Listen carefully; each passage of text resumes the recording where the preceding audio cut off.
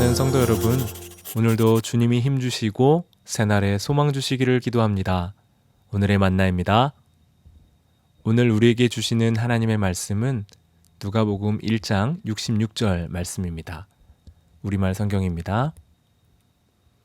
이 말을 들은 사람마다 모두 이 일을 마음에 새기며 이 아기가 대체 어떤 사람이 될까 하고 말했습니다.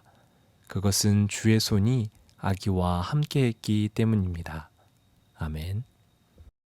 여러분, 가로등이 없는 시골의 깊은 밤에 걸어본 적 있으십니까? 저는 어린 시절 아버지가 시골에서 목회하셨기 때문에 시륵 같은 깊은 밤에 시골길을 자주 걸어 다녔습니다. 사택과 교회의 거리가 제법 있었고 당시에는 차가 없었기 때문에 아버지, 어머니의 손을 붙들고 손전등 하나에 의지해 시골길을 다녔었습니다. 반쯤 졸며 길을 걸어가다 휘청하는 저에게 무엇 주었냐고, 얼마 주었냐고 농담하시던 아버지의 웃음도 종종 기억이 나곤 합니다. 그런데 사실 홀로 걸어갔다면 무서워서 소름이 오싹 끼치고 걸어갈 수조차 없을 시골길을 걸으면서도 아버지의 손을 붙들고 있었기 때문에 반쯤 졸며 그렇게 걸어갈 수 있었던 것은 아닐까 생각해 봅니다. 엘리사벳이 아들을 출산하니 이웃과 친족들이 듣고 모두 기뻐했습니다. 아이의 이름을 아버지의 이름을 따라서 사가랴라고 하고자 했지만 엘리사벳은 요한으로 하겠다고 합니다. 아이가 태어날 것을 천사에게 고지받고 아이가 태어나서 8일이 될 때까지 말을 하지 못하게 되었던 사가랴, 이 아이의 아버지는 아이의 이름을 서판에 글로 써서 요한이라고 할 것을 이야기합니다. 그러자 곧 혀가 풀리고 말을 하게 되었습니다.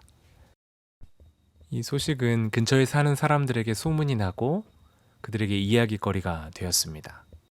그래서 우리가 오늘 함께 읽은 66절은 사가랴에 대한 소문과 아이에 대한 소문이 퍼지면서 사람들이 이 아기가 대체 어떤 사람이 될까 궁금해했다고 밝히고 있습니다.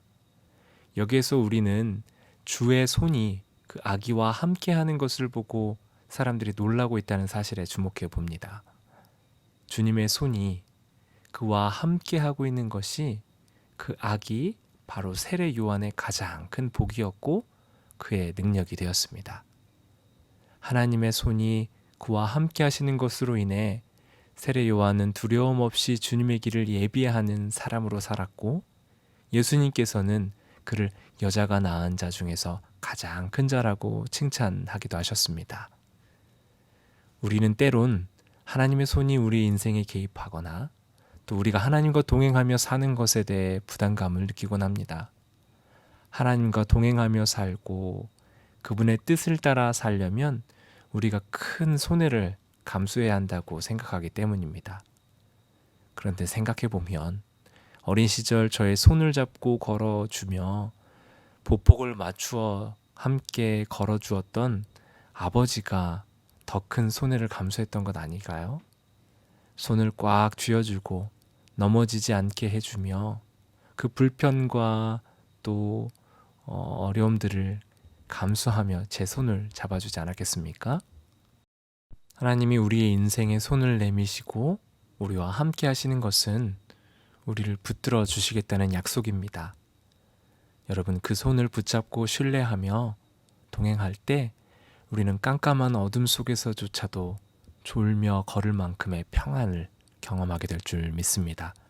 2022년도 새해에 그 주님의 손 꼭 붙잡고 동행하는 우리 모두가 되기를 간절히 소원합니다. 기도합니다. 주님, 올 한해 주님과 동행하며 주님 손 붙잡고 또 주님의 손이 우리와 함께하는 것을 경험하게 하여 주시옵소서. 예수님의 이름으로 기도드립니다. 성도 여러분, 축복합니다. 복된 하루 보내세요.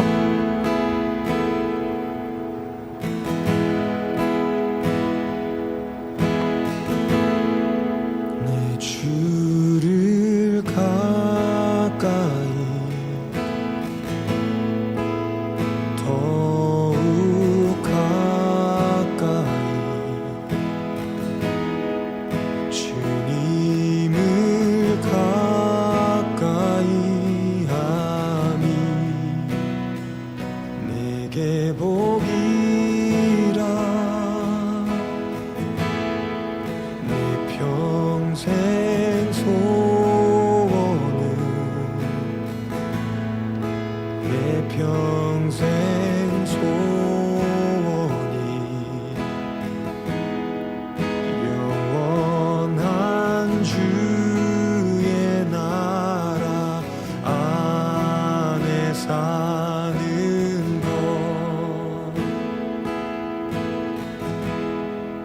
내 주를 가까이